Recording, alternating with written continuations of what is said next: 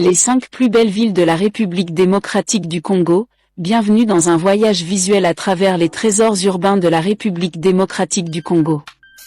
Ce pays, riche en diversité culturelle et naturelle, abrite des villes qui émerveillent par leur histoire, leur architecture et leur atmosphère vibrante.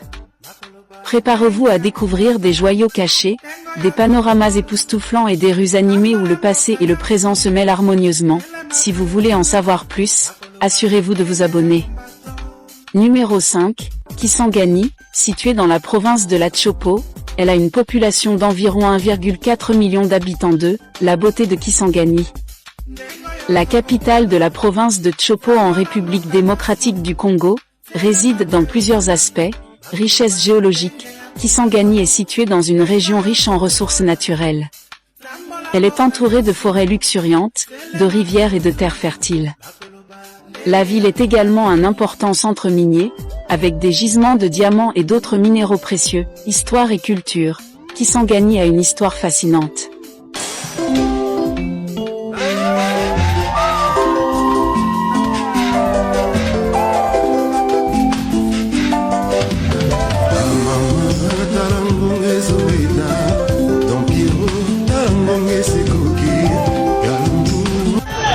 Nadhani juzi niliniambia juu station ya carburant Kisangani litre moja 17,000. Leo tunauza ku 22,000 francs congolais. Ona batu ku station. Ona ba motar. Kisangani problème avec Fachi Béton. Mungu atusaidie sana.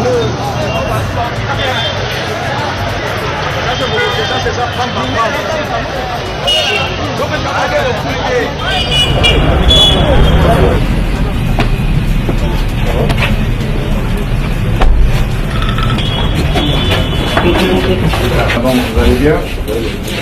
Ça se passe bien. On appelle le réflexe, c'est rempli de la quitte. On attache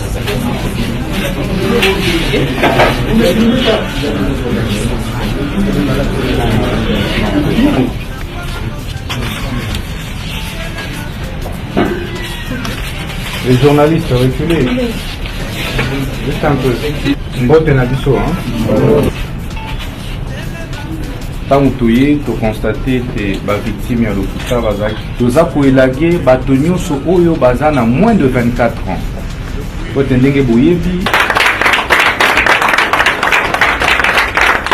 Donc après que boyete. Oui. OK, nga ba ko sala interview na bango après.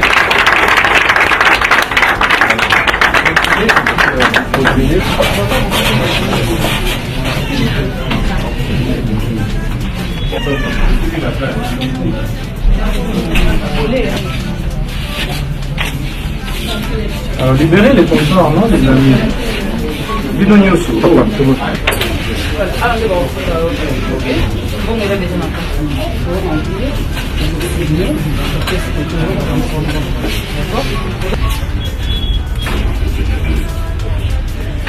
Oui, mon compte est tiré.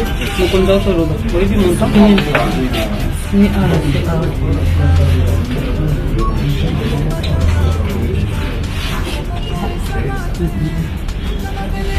malin.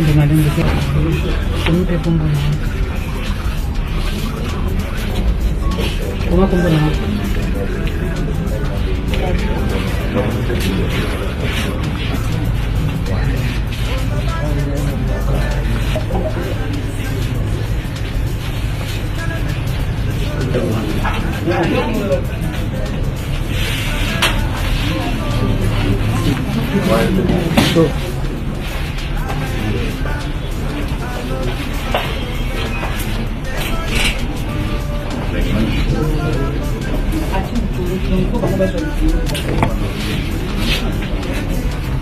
Comment tu fais?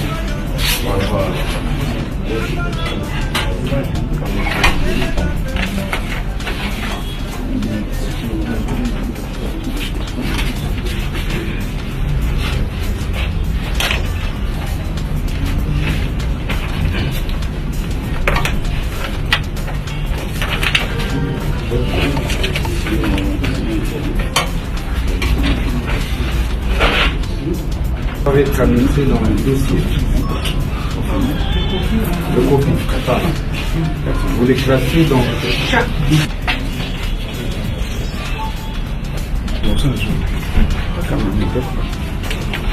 Tu crois que les téléphones sont en avant? Quoi? Alors, faut que ça soit l'interview.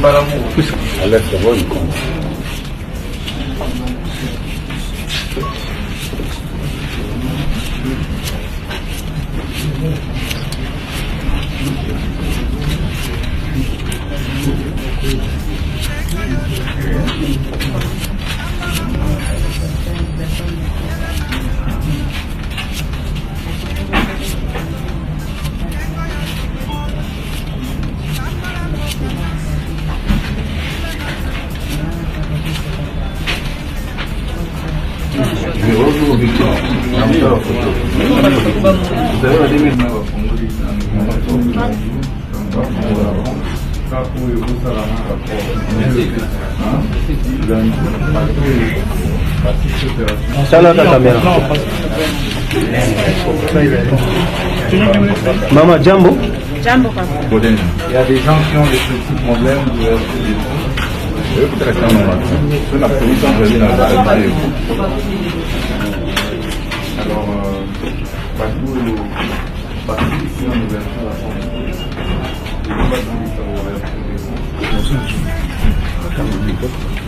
Tu crois que les téléphones sont en avant? Quoi? alors, faut que ça soit l'interview.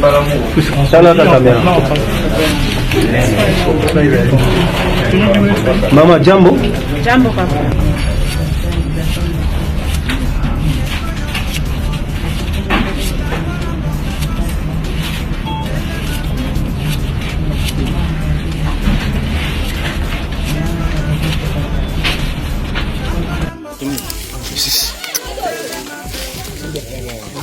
Toza na Lombe nauti osala mosala awa na mai ndombe. Toza na Lombe na ngambu penza ya ino siko na komi ozonga nakutani na peuple autochtone bango oyo bandeko na biso mbote nani papa omono nani Mbembeza o nani Bola nde nani nde nani aza nani mwasi na yo bongo bana eboti mapasa ezaka na bana mibale oyo mapasa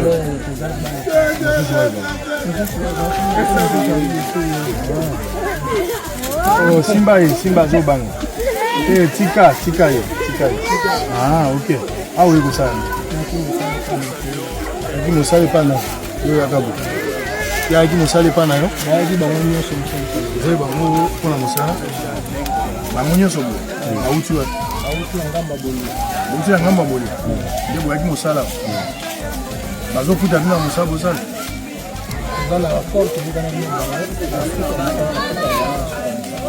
banda baye sofuta bango te na lobi boye lokola banda baye esi basala bosali bozali misali bosala sisi na ngade afuti bino bonga na tanda bango baolia ndenge ozolesa bino ozolia bien baolia te kolala mpe esika eza mpona kolia na pasi te pasi na bon ekosala par rapport par rapport à la difficulté à financer mes ans, nous sommes moi aide la aide à parce que là enchaîné projet pour c'est 7 hectares à manioc. On a pour enchaîner projet qui ne souffre. C'est-à-dire il y a moi de la petite finale, là il va pas bon on a vu la grande bon ça moi wale moi savon moi mungu et moi kope iyo singa pe ko suma yo bino boye bimbo ok oyebi dollar na yibi oyebi dollar oyebi na moto Le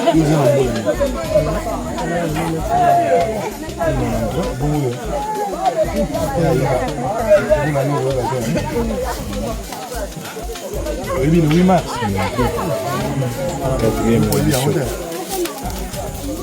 Au Botaga, président.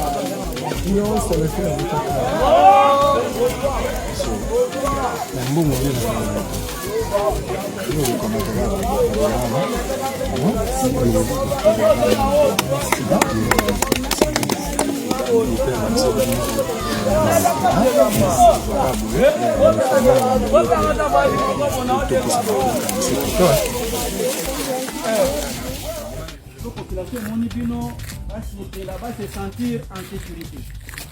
Donc beaucoup de cas qui ça, petite situation d'aller dans le Kimia, beaucoup patrouiller na bino na mboka place de Kendaka na Poana, beaucoup patrouiller na bino ti, moi on a pas bozongi. Ceux qui m'ont voulu bandi, bateau et barosala beaucoup pour l'angela bango, ils allaient mon bol et nyon sauter là, ils allaient mon kuna. Est-ce que vous allez pour la gangaï? Que nous en tout cas ici, tout est général à lobby, tout est pour ça la bitumba contre Bambolé, na lobby bon côté, na lobby bon ça, les alliés pour la possibilité population na bilo qu'on a. Kasio ya kotia mobulu bozo isaende na molongo. Boko beta lisasi pamba te. Boko boto lobe loko ya population te. La moni na ngozali kokende na moni moto okende na soso te. Na moni moto okende na libata te. Na moni moto okende na saka loso te. Okende bo traverser, bo rassurer population, so population qui kokima, bozo ndisi bango bo rassurer bango. Donc boko patrouiller sous commandement ya capitaine Zeli kuna parce que yenu mtaibi terrain. Soki topesi mokulu na mokulu yango bolanda mokulu ezali ya ndenge nini posséder na provocation te. Donc omona boleka peut-être nazali ndeko oyo ya kufi awololi yo no ndenge awololi ngai azali monguna na beti lisasi te. Ozali kokende kuna mpona korassurer population, kosécuriser bango na biloko na bango kasi oyo ya kotia mokulu. Polise ezali kuna ekosokita na yo soki polise akoki te bandimala pour appuyer la banzi commandant na bino et mon père va taper si na soldat munitions combien bon OK ça va on est là secret na yona na retour pour vérifier à kobeta lisasi na cadre extrême na lobini cadre extrême nécessité chef naye la bêtier licence à calibre a réagi. Donc il faut la population qui ma population mondiale il faut population DCP. Pour garantir la sécurité pour que les gens na limite que non voilà tout les alinga boy kuna bitumbe zalite moi mobulu ndezali aussi les sabobulu wana elongo na baninga bazali les gens ba précédent qui no tokani nous saluons le héros national les alliés ration type C. Elle commande la banani balakisa commandant bango ration type C. Commandant bango bimo. Baebi mo général bango tourner baza baebi. Oyebi?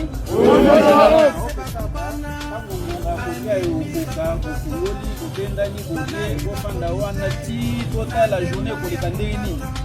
Et pour ça la peine en stratégie na bango ba le bine ba moni bino babata minana. So ba moni ke boko mi distrait en tout cas ma sécurité population approcher yote. Vous a camarade na bango ti. Parce que monguna na forme ya bango akoya na tengi lokola o ya yote. Bango basalika akoya tali na machette akoza na likonga. Akoza la peine à calibre 12. Donc on pousse à la population bote musika pour rassurer bango toka na musika. Okani?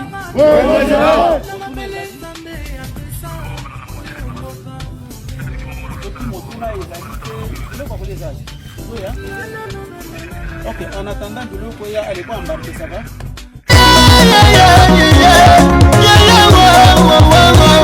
want to get it to my Kongo yo